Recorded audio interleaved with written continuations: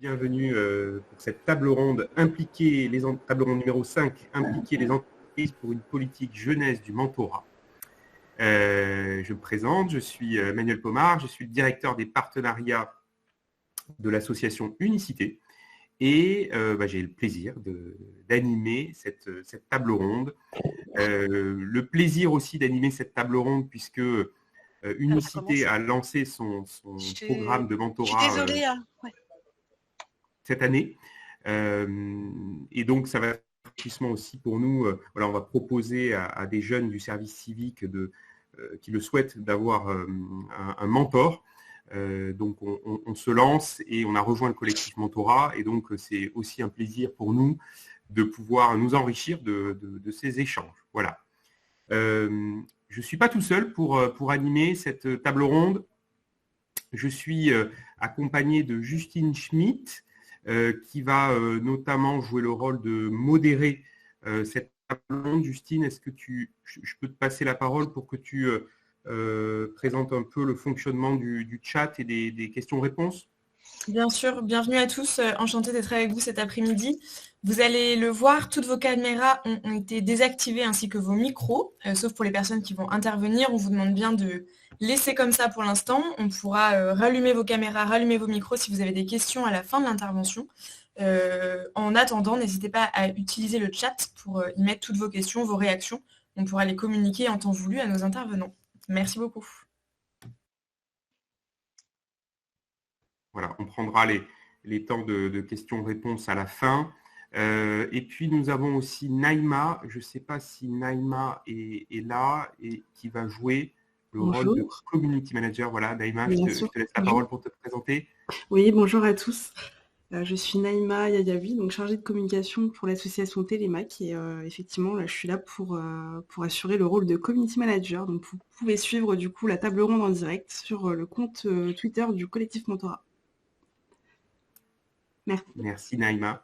Et je précise aussi que la table ronde est enregistrée. Je pense que les gens pourront la revisionner ensuite. Alors, l'objectif de cette table ronde numéro 5, c'est de travailler vraiment sur les clés, d'identifier ces facteurs clés de succès qui permettent d'impulser une politique jeunesse durable au sein des entreprises, de montrer à travers l'engagement des intervenants que je vais présenter juste après, les solutions que chacun a trouvées pour mobiliser des collaborateurs d'entreprise sur des programmes solidaires comme ceux du mentorat.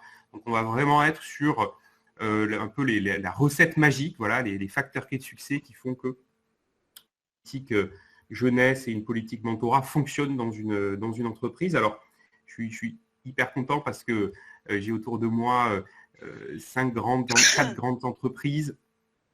Et puis, pour les présenter dans l'ordre, donc Fabienne Gaudy, qui prendra la parole en premier, qui est DRH chez Capgemini, Isabelle Delaplace, qui est déléguée générale de la Fondation FDJ, Véronique Charlot, qui assure la direction de l'engagement citoyen chez Total Energy, qui est en charge du programme engagement solidaire des collaborateurs chez Total Energy, Frédéric Radado, qui est directrice RSE France chez Sanofi, et puis Erika Cogne, qui est trésorière du collectif Mentorat et DG de Télémac, de l'association Télémac. Bonjour Erika. Et puis cette table sera conclue par Thibaut Guilhuy, qui est haut commissaire à l'emploi et à l'engagement des entreprises au ministère du Travail.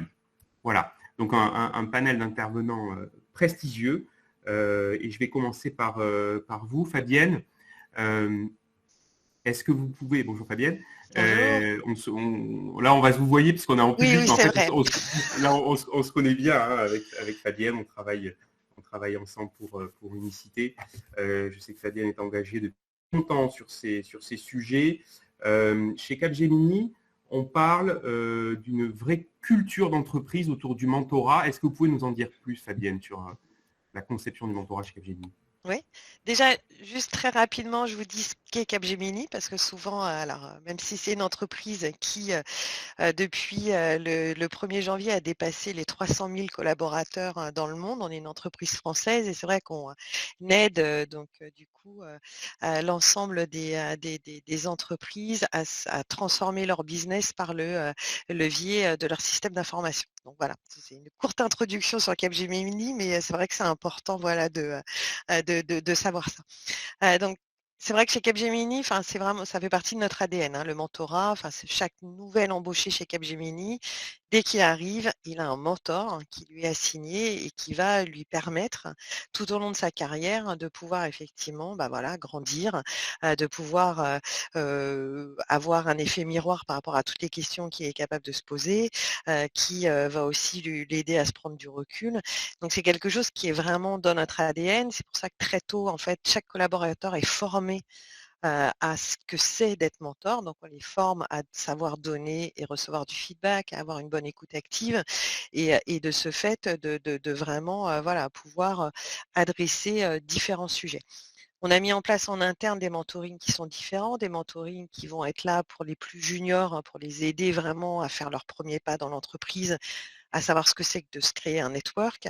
On a des mentorings aussi qui sont dédiés aux femmes, puisque dans les métiers de l'IT, alors même si je suis très contente, c'est tellement rare d'avoir, pour moi, d'assister à une table ronde où il y a plus de femmes que d'hommes dans les intervenants. Mais voilà, chez nous, c'est plutôt le contraire. Donc, il faut vraiment qu'on arrive du coup à attirer et puis à garder nos femmes dans l'entreprise. Et puis, on a mis aussi en place des systèmes de mentoring au sein et au travers de certaines communautés métiers. Donc c'est vraiment quelque chose qui est dans notre culture d'entreprise, qui nous est propre et qui est extrêmement important et qui est aussi très processé, très accompagné pour qu'effectivement voilà, on puisse vraiment devenir un mentor et apporter de la valeur en tout cas aux personnes que l'on va accompagner. Alors là, vous nous avez parlé du mentorat des salariés. Est-ce que vous pouvez nous parler de ce que vous faites avec les associations, comment ça marche, et les programmes de mentorat en lien avec des acteurs du monde associatif, par exemple? Alors, comme c'était, je dirais, naturel dans notre culture, et puis nous, on a vraiment une forte conviction à se dire que le mentorat, c'est un facteur clé de succès hein, dans ce qu'on est capable de faire.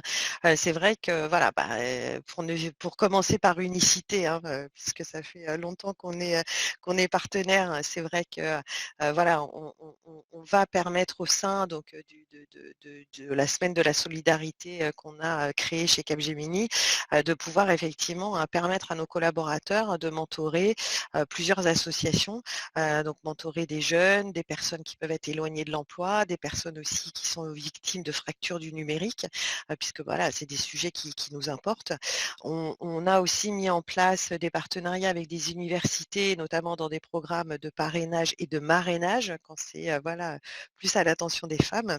C'est vrai qu'on a des partenaires comme Mosaïque RH, Connexio, Simplon, qui eux vont plutôt nous aider effectivement dans le fait d'amener en tout cas des personnes qui sont éloignées des carrières du numérique vers nos métiers, ce qui est pour nous extrêmement aussi structurant. On fait partie du programme Article 1 et plus spécifiquement du programme Power in Tech. Donc ça nous permet d'accompagner les jeunes filles vers les métiers du numérique. On les prend très tôt pour effectivement leur dire c'est un métier aussi d'avenir et pour vous. On est extrêmement attentif dans notre politique emploi aussi à avoir voilà, énormément d'apprentis au sein de Capgemini. Et là aussi, hein, le mentorat est clé, puisque voilà, ces apprentis, il faut qu'on arrive à les faire grandir et les accompagner. Et c'est vrai qu'on a un mentoring qui est vraiment plus dédié à notre politique jeunesse, notamment au travers du programme national Un jeune, une solution. Donc là, on donne la possibilité à l'ensemble de nos collaborateurs de tutorer un jeune, hein, un lycéen, un collégien ou un étudiant. Et puis, on participe aussi au programme Réussite connectée. Il y a une dimension forte aussi pour nous, c'est comme on est vraiment un groupe très étendu à l'international, on s'est aussi ouvert depuis quelques temps à faire un mentoring croisé entre les pays, ce qui permet aussi voilà, d'infléchir cette diversité culturelle et notamment en Inde, hein, puisqu'on a pas mal de nos équipes en Inde, de pouvoir effectivement croiser et d'aider ces jeunes aussi en Inde pour aussi les impliquer dans un programme de mentorat dans la vue d'un grand groupe. Merci Fabienne. Pour conclure, est-ce que vous pouvez nous dire, vous, en tant que DRH, quels sont les effets positifs que vous voyez au quotidien de la mise en place de ce type de programme mentorat chez Capgemini? Il y en a plusieurs. En interne, je vais pas revenir, c'est quelque chose qui est clé. En externe, moi je pense que ce qui est extrêmement important dans le mentorat, c'est que les bénéfices ne vont pas seulement aux mentorés, mais vont aussi aux mentors. Parce qu'effectivement, dans les 2 cas, les personnes grandissent. Les personnes, du coup, sont capables d'avoir des possibilités de se développer. Je dirais que nous, on est quand même sur un secteur d'activité pénurique en termes de talent. Et clairement, c'est aussi des programmes qui nous ont permis de connaître de nouvelles associations et d'amener des jeunes qui étaient vraiment éloignés de nos métiers et de pouvoir effectivement ajouter de la diversité au sein de nos équipes et de permettre effectivement de aussi combattre un peu cette guerre des talents à laquelle on fait face et surtout de pouvoir vraiment onboarder, je dirais, ces personnes qui étaient vraiment éloignées de l'emploi et qui peuvent du coup maintenant, grâce aussi à ce type de programme, grâce à ce type d'accompagnement spécifique, intégrer une entreprise telle que la nôtre. Merci beaucoup Fabienne. Oui, ça revient souvent. L'objectif aussi, le dommage collatéral positif du recrutement dans la diversité, c'est hyper important que le mentorat puisse aussi nourrir cet enjeu-là de recrutement diversifié. Je vais me tourner maintenant vers vous, Isabelle. Je sais, donc vous êtes déléguée générale de la FDJ. Je sais que depuis longtemps, depuis le départ, que vous avez pris cette fonction, ça fait partie de vos chevaux de bataille d'encourager le mentorat et l'implication solidaire des collaborateurs FDJ, même si c'est peut-être une entreprise moins importante en termes de nombre de collaborateurs que Capgemini. Est-ce que vous pouvez nous en dire un peu plus sur la manière dont vous pilotez l'engagement solidaire des collaborateurs FDJ et en particulier sur des programmes mentorat? Pensez à allumer votre micro, Isabelle.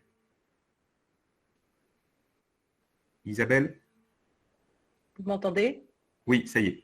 Ouais, bon, merci. Donc, bonjour à tous, je reprends, excusez-moi. Je disais effectivement, la Française des Jeux a un effectif beaucoup plus modeste avec 2500 collaborateurs pour le groupe et 2200 en France. Donc, même si la politique de recrutement est très, très dynamique, avec 1000 recrutements ces 3 dernières années et un quart de ces recrutements sont des jeunes de moins de 26 ans. Donc, des jeunes, on doit aussi travailler avec eux et apprendre à travailler avec eux. Et c'est un point important pour les managers par rapport à tout ce qu'on a pu entendre par rapport au mentorat. Ces 2 dernières années notamment, malgré le contexte compliqué, on a développé l'alternance. D'ailleurs, la moitié des alternants sont recrutés en quartier prioritaire de la ville avec l'aide de Mosaïque RH qu'on évoquait tout à l'heure. Et on a maintenu aussi les stages étudiants, les stages d'1 semaine pour les 3e. Donc là, ça fait déjà beaucoup de personnes qui interviennent et qui vont être mentors ou accompagnants de jeunes dans l'entreprise tout au long de l'année et de façon récurrente.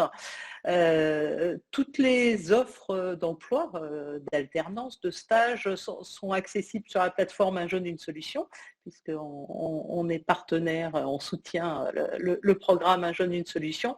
D'ailleurs, on en a fait la promotion via les afficheurs numériques FDJ qui sont dans les bars tabac presse. Et du coup, on a effectivement cette préoccupation des jeunes dans l'entreprise. Là, c'est une préoccupation RH. Mais pour revenir davantage dans mon rôle de délégué général de la Fondation, on a travaillé effectivement à déployer la politique RSE jeunesse via la mobilisation des collaborateurs. C'est une bataille, comme vous l'évoquiez Emmanuel à l'instant, depuis quelques années, puisque c'est quelque chose d'un petit peu plus nouveau chez nous, puisque la Fondation a pour objet de favoriser l'égalité des chances depuis quelques années seulement. Et on travaille pour ça main dans la main, et je pense que c'est un point important avec les RH et avec le support de communication interne, avec la RSE bien sûr. Ça faisait plusieurs années effectivement qu'on cherchait à développer ce mentorat, et depuis une dizaine d'années d'ailleurs on est partenaire de Télémac et de NQT. Mais pour faciliter l'engagement solidaire de chacun, il y a 2 ans en fait on a décidé de déployer le mécénat de compétences. C'est un point important maintenant, l'engagement solidaire, le mentorat, c'est sur le temps de travail, c'est dans le cadre du mécénat de compétences. Et l'année dernière, on s'est équipé d'une plateforme pour faire se rencontrer l'offre et la demande sur tout le territoire. Et la Fondation construit avec ses partenaires associations un catalogue d'offres qui va répondre aux besoins bien sûr des associations et des jeunes qu'ils accompagnent, et aussi aux attentes des collaborateurs qui ont envie de s'engager, mais qui ont un temps défini à y consacrer, qui ont des publics auprès desquels ils souhaitent s'engager plus spécifiquement. Donc c'est aussi un moyen pour nous de développer cet engagement des collaborateurs. En 2021, on a 150 collaborateurs qui ont mené une action de mécénat de compétences d'une journée, plusieurs semaines, voire plusieurs mois. Alors ça peut sembler peu, mais pour nous, c'est 10% de l'effectif groupe, donc c'est quand même beaucoup. Ils se sont engagés pour aider des associations dont nous sommes partenaires, pour aider des jeunes en difficulté, des jeunes en panne de projet, en risque d'exclusion sociale, de décrochage. Et ils ont participé, par exemple, au tremplin Unicité, auprès de Révèle, l'Alliance pour l'éducation, énergie jeune, etc. Et pour développer en fait la mobilisation des collaborateurs, début 2021, on a comme la plupart de ceux qui sont autour de cette table, associé le top management, parce que l'exemplarité et le support, la promotion par le top management est indispensable pour cet engagement des collaborateurs. Et début 2021, les membres du comité de direction se sont tous mobilisés en fonction de leurs compétences pour accompagner un jeune ou lui transmettre son expérience au cours de l'année 2021. On a encouragé des actions tournées vers le soutien de la jeunesse pour son orientation, son insertion professionnelle, et aussi des jeunes entrepreneurs. Stéphane Pallès, d'ailleurs, notre présidente, a échangé avec une jeune entrepreneuse de sport dans la ville à cette occasion.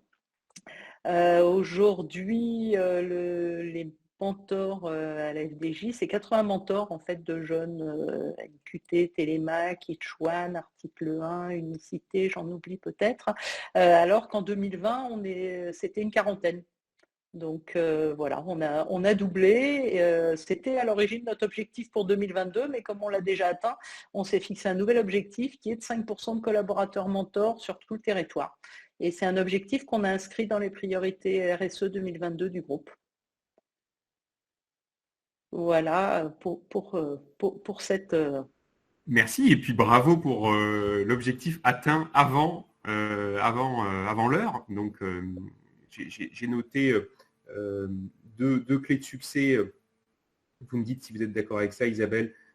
Parmi toutes celles que vous avez citées, je retiens notamment l'importance d'impliquer le top management dès le départ. Et puis concrètement, vous avez donné l'exemple de votre présidente qui est elle-même mentor.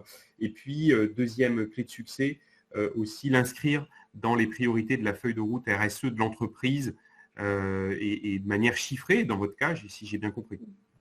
Ouais. Et comment en fait on est petit en termes d'effectifs, comme on veut quand même développer ce programme RSE pour la jeunesse avec un plus fort impact social, FDJ l'année dernière nous a confié, notre fondateur en fait a confié à la Fondation une rallonge budgétaire pour financer un programme d'aide à la jeunesse aussi. Et on a co-construit ce programme en fait avec la FEV, avec article 1, les apprentis d'Auteuil et les restos du cœur.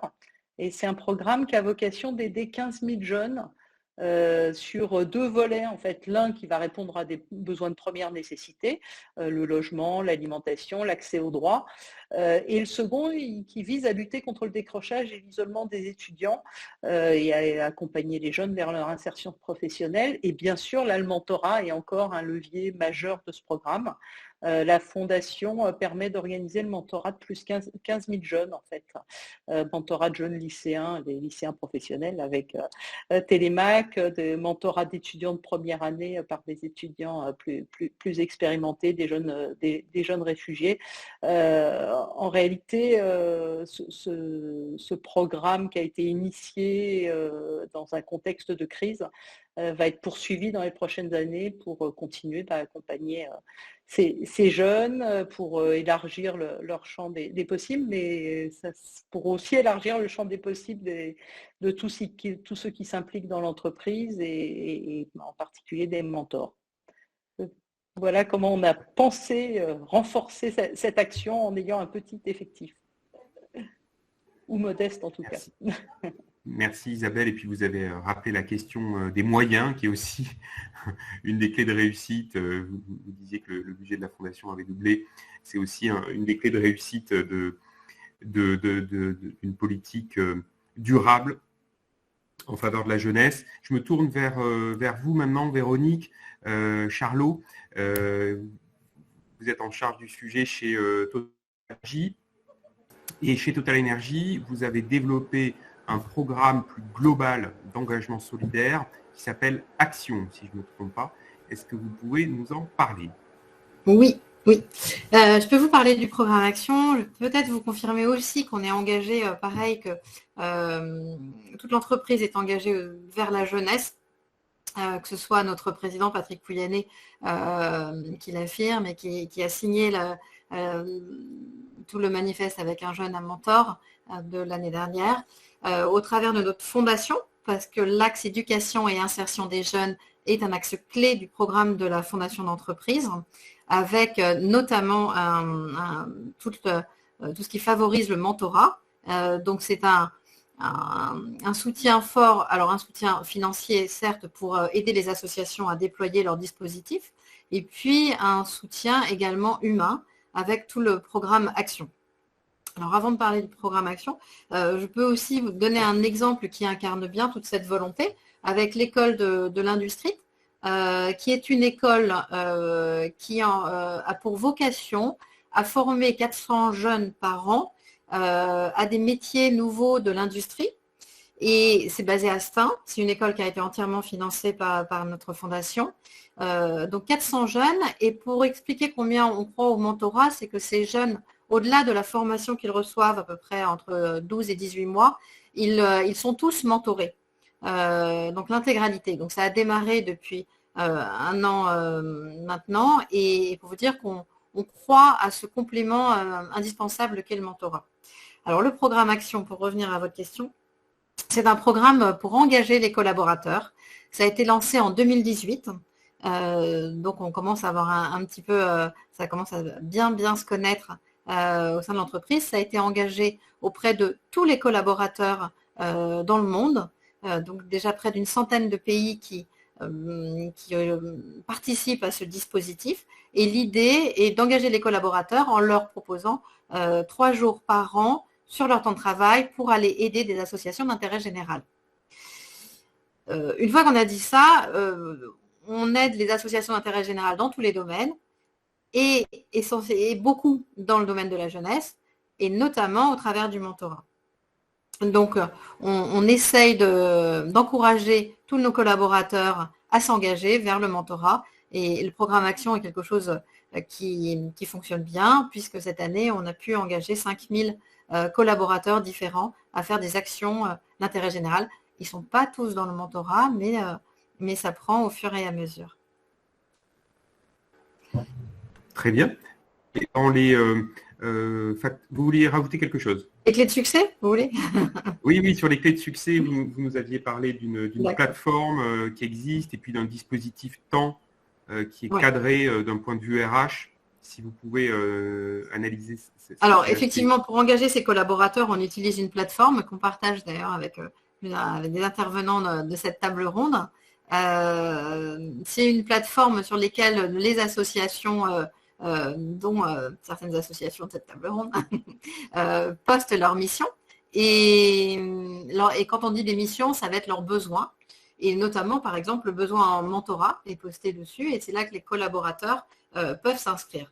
Mais c'est vrai que quand on parle de clés de succès, les collaborateurs, ils ont une offre de mentorat qui est assez large et peut-être qu'on le constate, nous, ils peuvent être perdus à avoir énormément de propositions et notre rôle, il est vraiment d'essayer de clarifier parce qu'il y a une offre très large de public, de profils de jeunes à mentorer et puis on a une offre large en termes d'engagement alors on ne va pas dire qu'en temps, parce qu'en temps, le collectif mentorat, vous avez bien cadré en disant combien ça doit représenter de temps par mois, même si certains demandent plus, d'autres moins, mais il va y avoir les formats et puis ce qui est plus sollicité que d'autres. Certaines associations vont encourager plus à les aider à construire des CV, s'entraîner pour des entretiens, leur donner confiance, d'autres à leur apporter un bagage extrascolaire, d'autres à distance.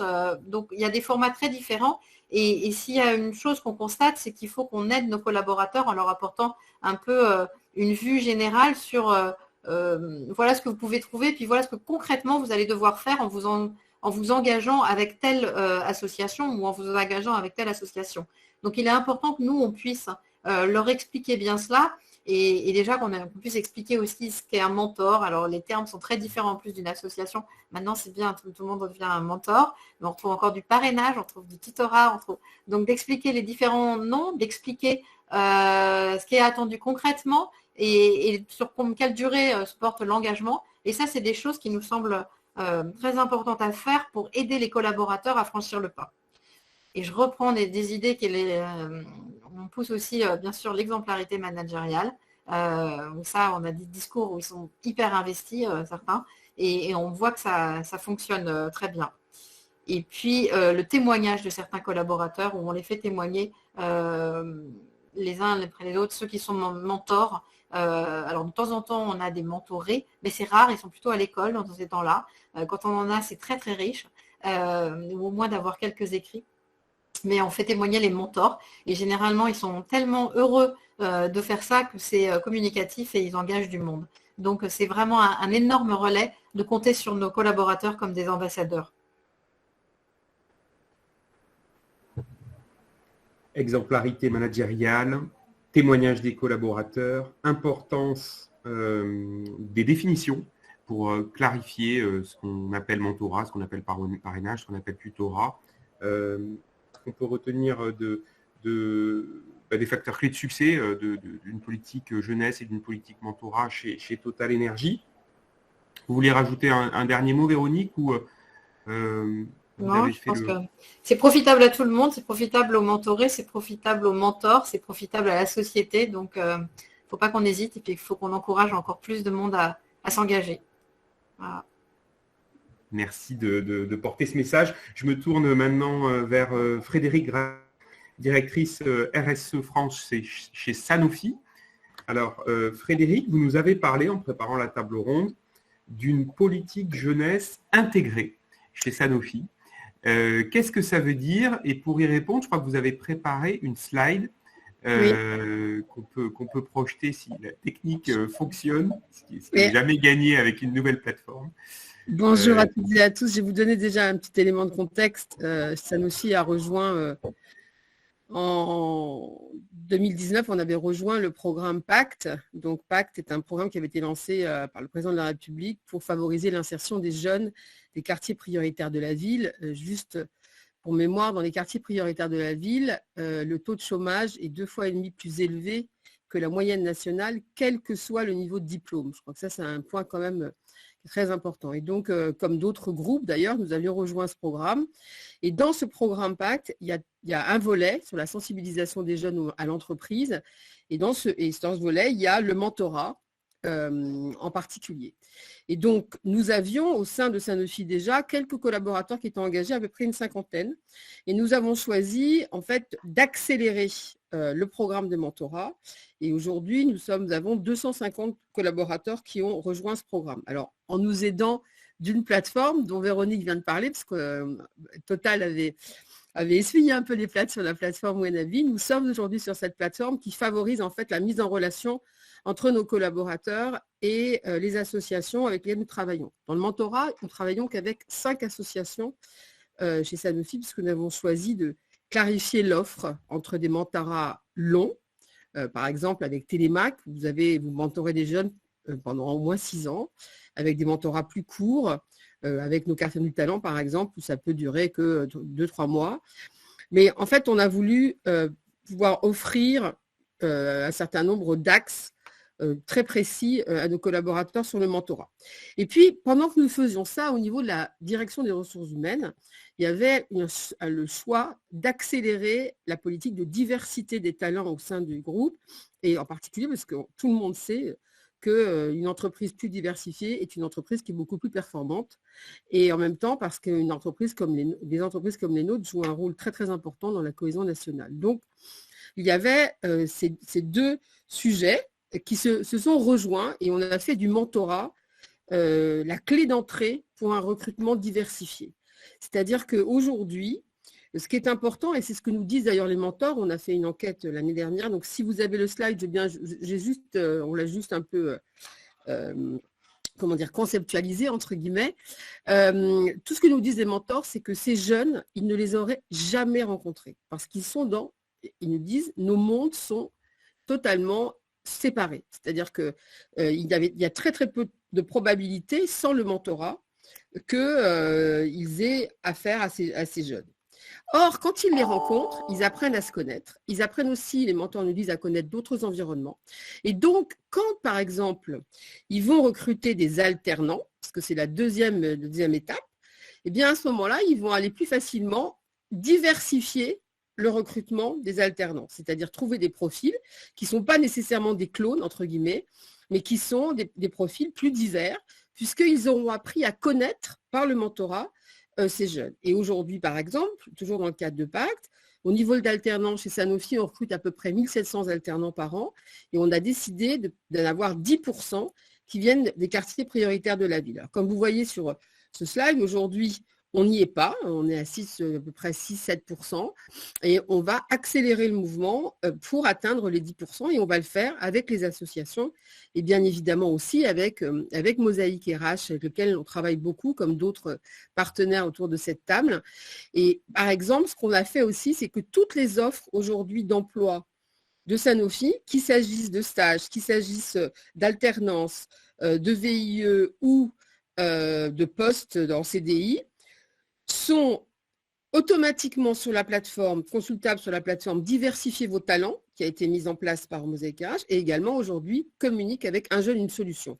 Et ça, je crois qu'il y a vraiment cette idée aussi de hub, c'est-à-dire que de plus en plus, on puisse faire dialoguer les différentes plateformes qui sont les nôtres pour que le jeune, à un moment, il se retrouve qu'avec un point d'entrée et qu'il puisse très facilement trouver des offres qui puissent lui convenir.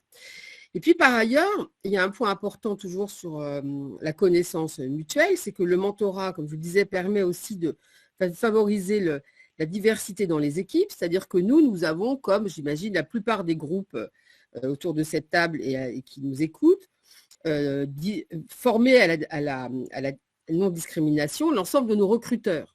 En fait, en bout de ligne, ce n'est pas les recruteurs qui recrutent. Les recruteurs, ils font une première sélection, mais en fait, ce sont les managers. Donc, ce qui est très important, c'est que ces managers qui sont dans l'entreprise, justement, ils aient appris à connaître ces jeunes et progressivement, qu'on ait une meilleure ouverture de l'entreprise vers des profils qu'on n'aurait pas été chercher sinon.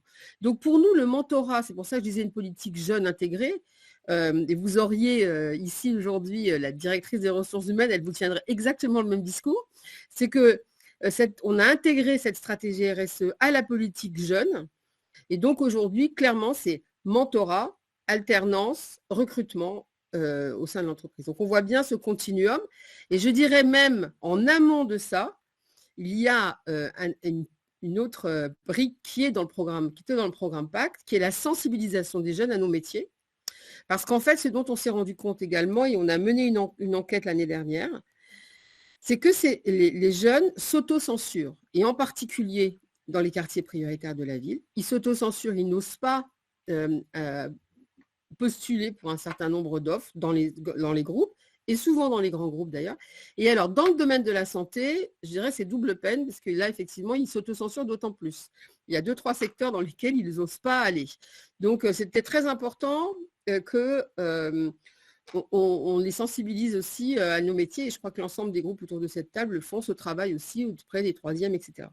Donc, il y a vraiment ce qu'on appelle ce continuum qui nous paraît de plus en plus important, et nous, en tout cas, sur lequel on travaille. Et puis, pour aller, je disais, sur les 10% de jeunes en alternance issus des quartiers, l'année dernière, ce que nous avons fait avec Mosaïque RH, c'est que nous sommes allés les rencontrer avec une opération qui s'appelle Place d'Avenir, parce qu'on allons la continuer.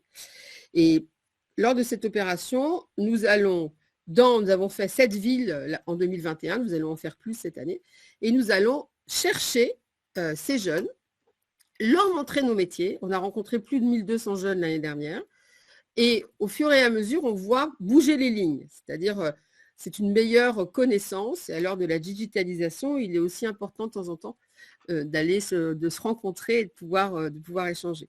Donc voilà un peu ce qu'on a essayé de faire.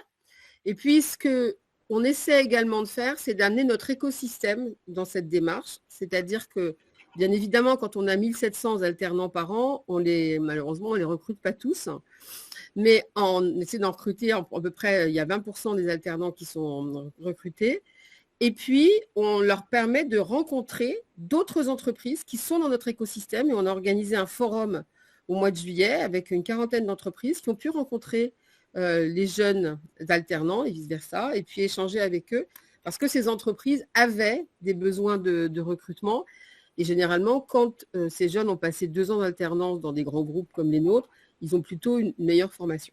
Donc, voilà un petit peu ce qu'on a essayé de mettre en place avec un certain nombre d'objectifs qu'on se fixe. Et par exemple, pour les parrains-marraines, on est à 250 aujourd'hui et on a fixé 400 pour 2023.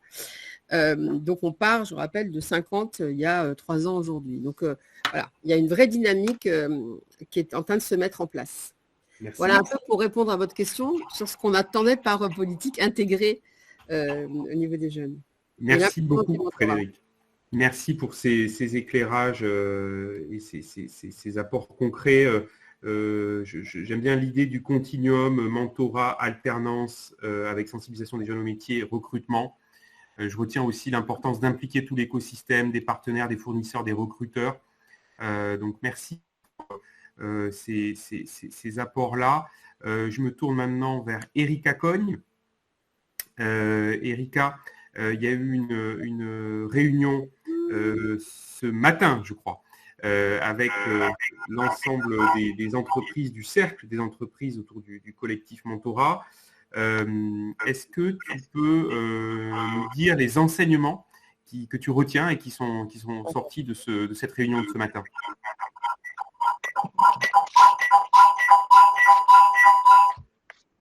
C'est bon? Oui, vous m'entendez? Super. On partage un coin de salle de réunion avec Frédéric. Ce matin, nous étions plus de 300 participants, effectivement, Manuel, pour échanger sur comment est-ce que les entreprises peuvent s'engager pour le mentorat.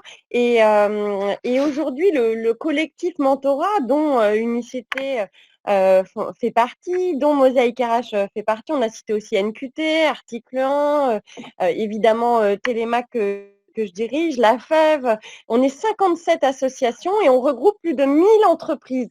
Mais on sait bien, et c'est je pense, Thibaut, pour aller dans ce sens, dans sa réaction à la table ronde, que 1000 entreprises, finalement, c'est encore peu.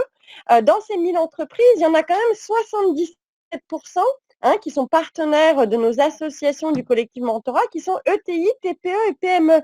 Donc aujourd'hui, là, on a laissé la parole à des grands groupes, mais dans nos prochaines éditions, soyez bien sûr qu'on puisse, et c'est une des questions du chat, notamment adresser la particularité de l'engagement de ces ETI, TPE, PME qu'on s'est déjà engagés sur le mentorat. Après, au-delà des points saillants que tu as relevés dans les interventions de mesdames, je me permets de compléter le propos par rapport à nos 4 thèmes abordés ce matin. Donc, sur la dimension, initier une démarche de mentorat, à part ce qui a été dit par mesdames, ce qui me semble intéressant, c'est vraiment de fixer un objectif concret chaque année de mentor à engager. Ça a été dit par des chiffres, mais vraiment de le fixer, de l'afficher et de le communiquer. Ensuite, et tu l'as dit Frédéric, une offre à la carte et communiquer cette offre à la carte aux collaborateurs pour qu'ils puissent choisir un jeune en décrochage scolaire, un jeune en insertion, un jeune talent, voilà, qu'ils puissent finalement, selon leur propre sensibilité, s'engager auprès des associations qui leur parlent le plus. Sur le deuxième thème, comment déployer le mentorat, un point fondamental, au-delà des points abordés lors de cette table ronde, c'est l'implication des RH. Alors, on a la chance d'avoir une dame des RH avec nous, mais effectivement, on mesure souvent que ces sujets sont portés par la RSE, les fondations. C'est clé tout de suite, comme le disait Frédéric et Fabienne, évidemment, d'impliquer les RH pour que ça puisse se déployer dans l'entreprise et pour que ça puisse être un levier de la politique jeunesse. Troisième thème qui a moins été abordé, mais qu'on a abordé ce matin et là sur lequel je peux revenir, comment animer ensuite la communauté de mentors. C'est très important effectivement de parler des histoires de mentorat et de réunir, et Sanofi le fait très bien, les mentors engagés au sein de l'entreprise. Et quand il y en a beaucoup, on conseille même de les réunir par association. Nous, on organise des after-work Télémac chez Airbus, chez voilà, Caporal, voilà, différents moments où les mentors se reconnaissent entre eux de par leur valeur d'engagement. Et puis, ils peuvent échanger, se raconter des anecdotes. C'est souvent très sympathique et c'est un vecteur de transversalité dans l'entreprise. Et le dernier point, et je terminerai là-dessus, abordé ce matin qui me semble clé, c'est que tout ça, c'est pas fait naïvement. Il y a une vraie valeur, comme a commencé à le dire Frédéric, pour l'entreprise à s'engager dans le mentorat. Ça développe évidemment la fierté des collaborateurs et donc leur engagement. C'est un des premiers jalons de la politique jeunesse et diversité des entreprises. Et cette transversalité, cette communauté interne voilà, d'engagement au sein des collaborateurs. Et pour terminer, on va faire un kit sur ces premiers échanges, le collectif mentorat, et puis un kit de déploiement du mentorat. Et puis, on pourra évidemment le préciser au fur et à mesure du temps. Tout ça, c'est une démarche en construction avec vous. Merci Erika. Moi, j'attends le kit avec impatience. Pour Unicité, et je pense que des associations qui nous écoutent aussi sont preneuses d'outils pour se lancer. Mais merci pour ce retour sur le cercle des entreprises. 300 participants, c'est quand même pas rien du tout d'avoir réuni autant de monde ce matin. Je vais me tourner maintenant vers Thibaut Guilhuy, au commissaire à l'emploi et à l'engagement des entreprises au ministère du Travail. Pour conclure cette table ronde, Thibaut, qu'est-ce que vous retenez de ces échanges? Quel message vous auriez envie de passer aux participants?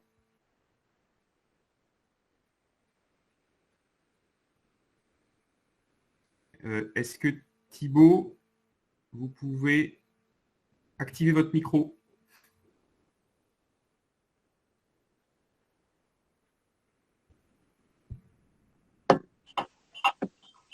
Parfait, merci.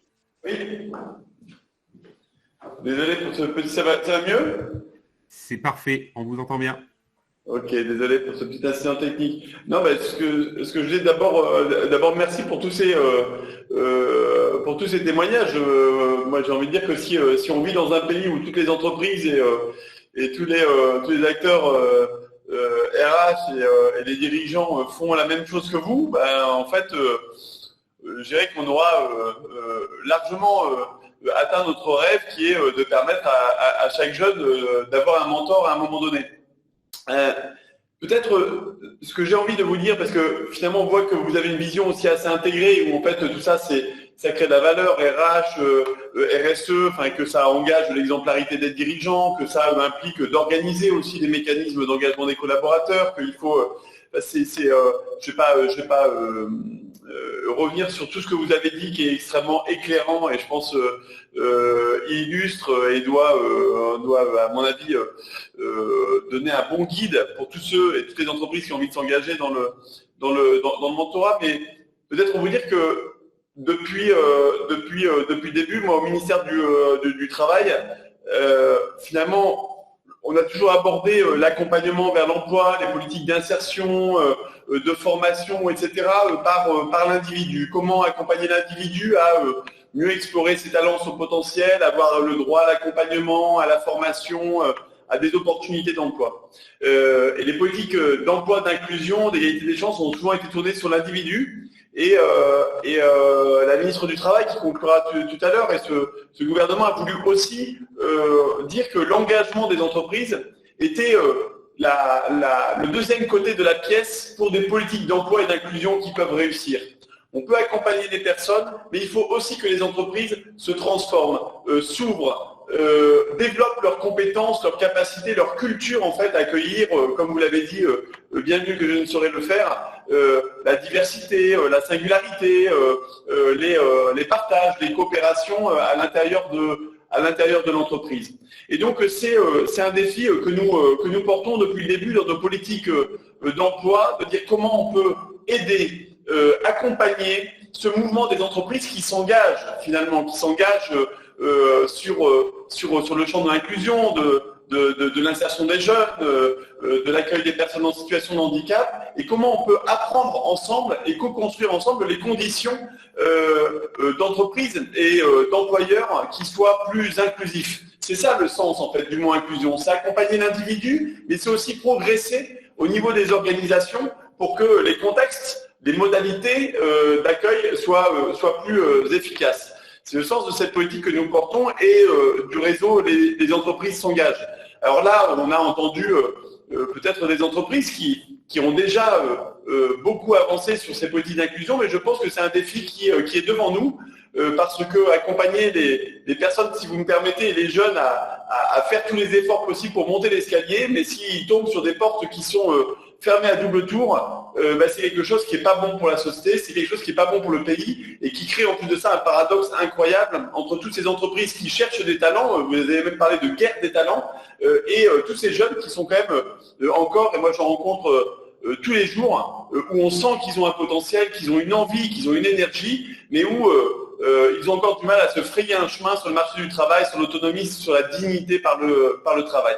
Et c'est ce qui se joue avec le mentorat, c'est que ça crée ces ponts, ça crée cette capacité pour les jeunes à se mettre en confiance et puis à lever peut-être les freins qui font qu'ils s'interdiraient même d'aller dans le domaine de la santé, comme le disait Frédéric de Sanofi, de se mettre ses propres barrières, donc lever les barrières des jeunes, mais aussi lever les barrières des entreprises. Et c'est ça qui va nous faire réussir, bâtir cette société inclusive qui finalement permet d'aligner l'intérêt des entreprises. Vous avez parlé d'attractivité, de recrutement, de onboarding, de performance, de diversité, l'intérêt des entreprises et l'intérêt de notre société, de permettre à chacun d'y trouver sa place, de s'y accomplir et de déployer tous ses talents et ses potentiels.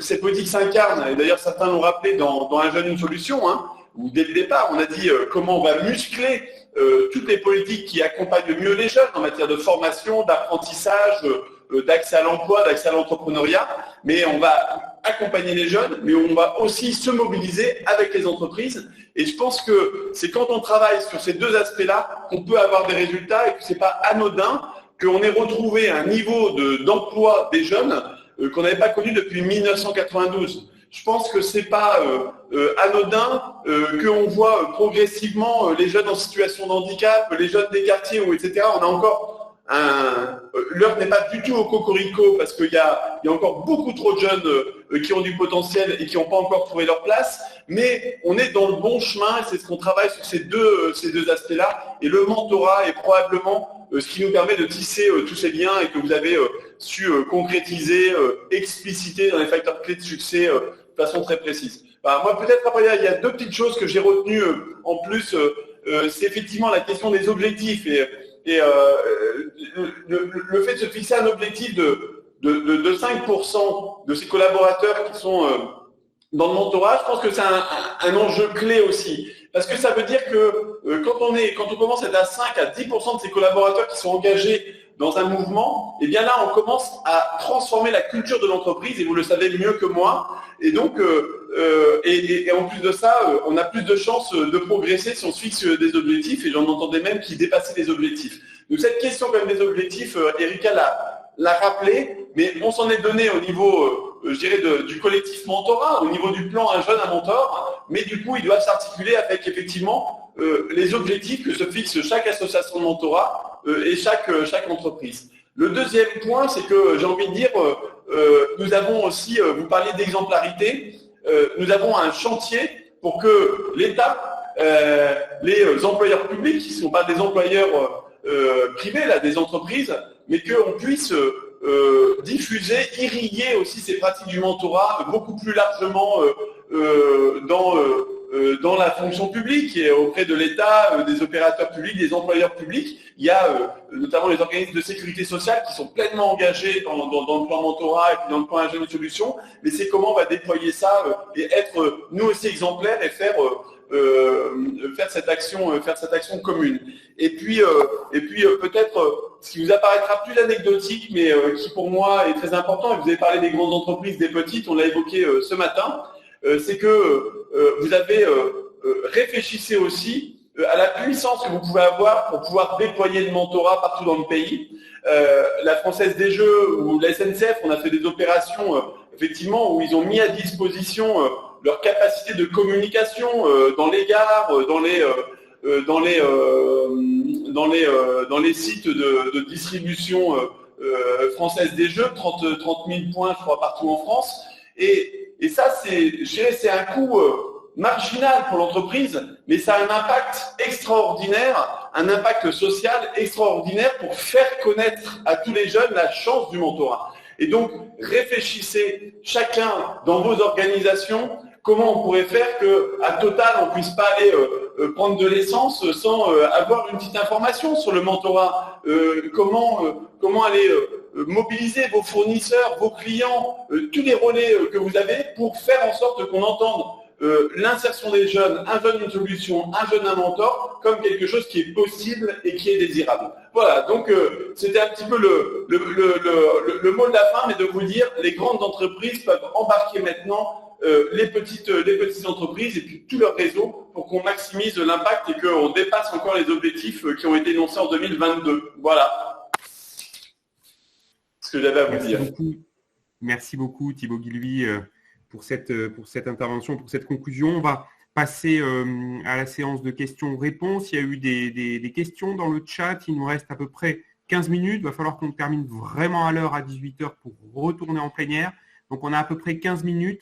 Est-ce que Justine, tu peux peut-être poser la première question qui a émergé du chat ? Oui, alors on a eu quelques questions de Marie Duval sur quelles étaient les opportunités pour les petites entreprises de mettre en place le mentorat. Donc là, Erika, je me tourne vers vous. Est-ce que vous voulez répondre à cette question ou est-ce qu'on se dit que c'est le sujet des prochaines assises et que du coup, on ne spoile pas ce qui s'y passera. Je peux couper ton micro. Pardon. Oui, Justine, je vais me permettre de répondre à cette question, puis ensuite de malheureusement vous laisser sur la session de questions-réponses, parce que je dois aller clore les assises. Et c'est pas mon métier, donc je vais aller me préparer juste 5 minutes, s'il vous plaît. Mais sur les TPE, PME, ETI, effectivement, on en a déjà, comme je disais, 77% engagés là dans les 1000 entreprises engagées. Ce qui est tout à fait intéressant sur ce sujet, c'est sur les TPE, ça vient souvent du dirigeant fondateur, et sur les ETI, ça vient de l'histoire de l'ETI en lien avec son territoire. Donc là, ce qu'on voit dans des grands groupes, c'est que c'est souvent des politiques jeunesse groupe, en lien ensuite, comme le disait Frédéric, avec des territoires cibles d'implantation des entreprises. Ce qui est tout à fait intéressant avec les TPE, PME et ETI, c'est qu'il y a un lien vraiment fort avec l'histoire de l'entreprise et avec l'histoire des territoires. Et dans ce sens-là, les circuits de communication sont plus courts que dans les grands groupes. On arrive assez vite à mettre en place des programmes pour sensibiliser. Un mentor, et un mentor ça compte, 2 mentors, 5 mentors, 10 mentors, et derrière ça fait un jeune accompagné, 5 jeunes accompagnés, 10 jeunes accompagnés. Il ne faut pas imaginer que ça ne serve pas, chaque mentor compte. Et là-dessus, vraiment, je vous assure qu'on le vit dans le quotidien avec nos équipes. C'est vraiment essentiel que chaque personne dans l'entreprise, dans la société, imagine son utilité en tant que mentor, et que chaque entreprise puisse mobiliser 1, 2, 10, 100, 200 mentors. Donc, il y a vraiment de la place pour toute la taille des entreprises, et on adapte juste des supports plus rapides, plus simples, plus concis quand on présente nos démarches au niveau de TPE, PME et ETI. Merci Erika, on a bien entendu le message, chaque mentor compte, qu'on soit petite entreprise ou grande entreprise, il n'y a pas de niveau, chaque mentor compte. On va laisser Erika aller se préparer, on va te libérer, merci beaucoup. Est-ce que il y a une autre question qui est ressortie du chat, Justine? Oui, on avait 2 questions très intéressantes de Vincent de Rocher, à qui je vais demander de les poser directement parce qu'elles étaient un peu complexes et qu'elles me dépassent. Donc Vincent, est-ce que je peux te laisser prendre la parole et poser ta question l'une ou l'autre, comme tu préfères? Oui, merci, bonjour, et merci pour la qualité en tout cas de vos interventions. Je fais partie de la Fondation Mentorat Québec depuis 2002. Et nous avons suivi en fait une expérimentation qui est devenue une structure maintenant bien positionnée au Québec, Academos. Il s'agit en fait de cybermentorat dans le milieu justement universitaire, mais en partenariat aussi avec le monde professionnel. Pensez-vous pertinent que cette forme de relation mentorale puisse en fait éclore en France également?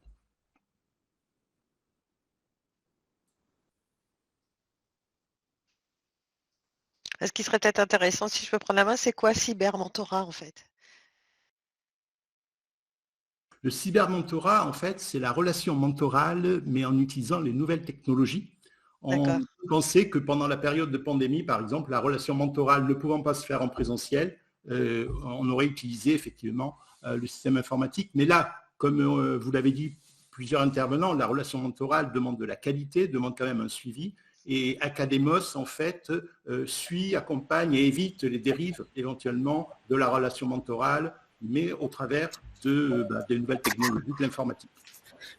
Si je puis me permettre, on l'a déjà un peu fait parce que compte tenu de la situation dans laquelle on s'est trouvé, la situation sanitaire, par exemple, on a, avec des associations, on a pratiquement pendant 1 an et demi sur certaines associations eu des relations que par le Zoom ou par des moyens digitaux avec des mentors, avec nos mentorés.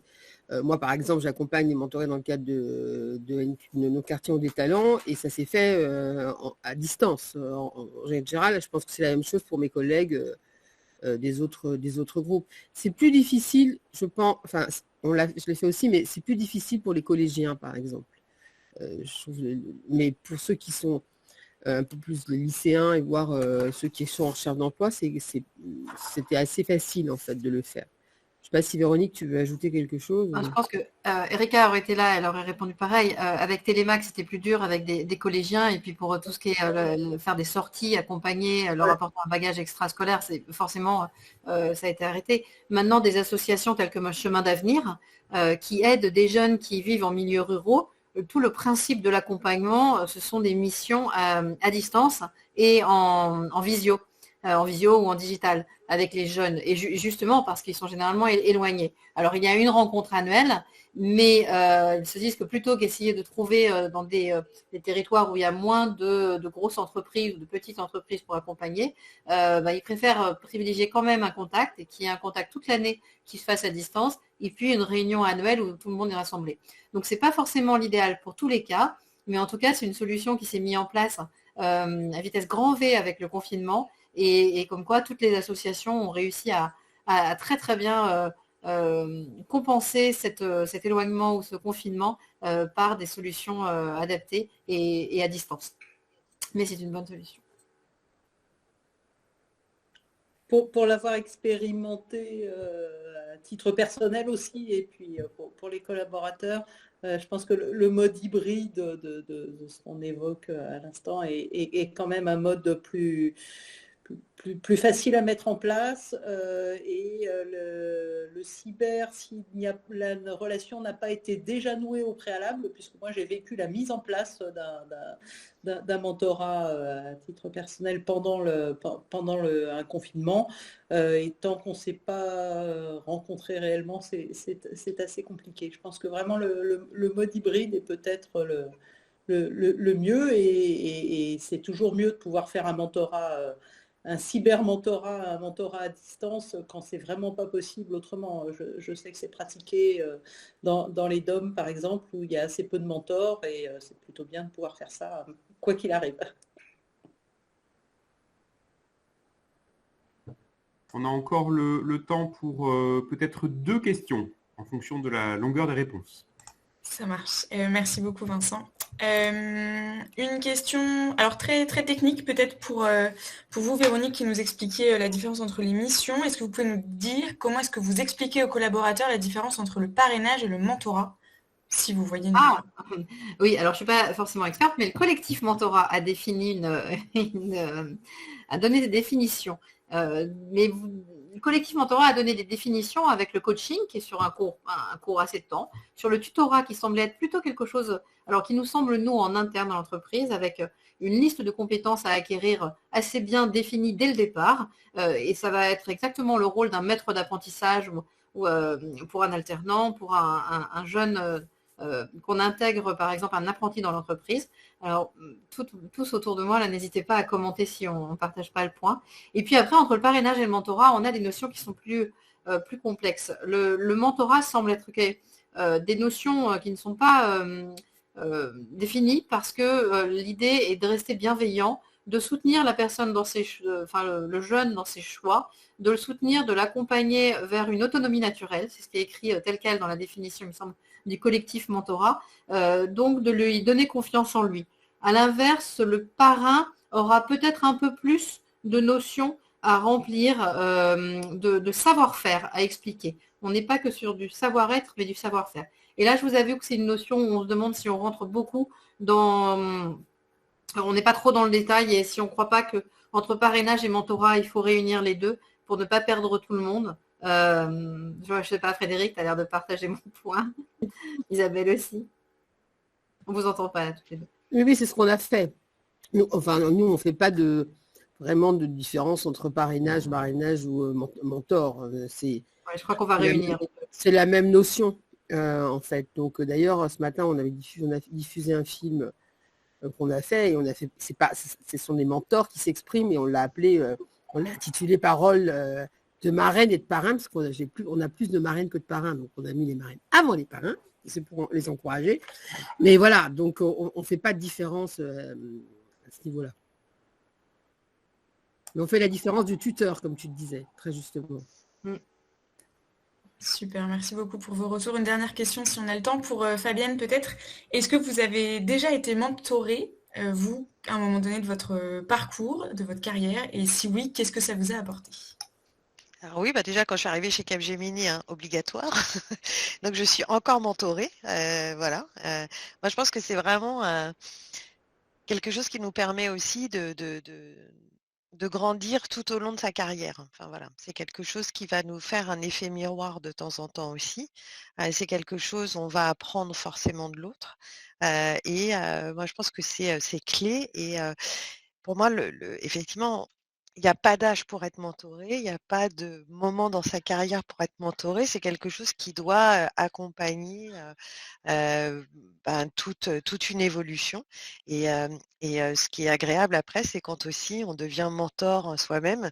Voilà, c'est d'avoir aussi ces échanges qu'on a entre voilà, mentors à pouvoir voilà, partager aussi nos expériences. Et puis, quand on est aussi mentoré, ça apprend sur comment je vais agir moi en tant que mentor derrière, puisque voilà, on vit l'expérience dans les deux sens.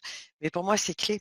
C'est vraiment quelque chose qui vient en plus et qui va tout au long à vous aider à vous poser aussi les bonnes questions et puis à avancer.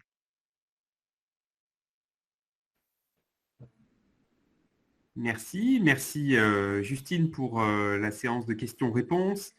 Merci à toutes pour vos interventions. Merci Fabienne, Véronique, Frédéric, Isabelle.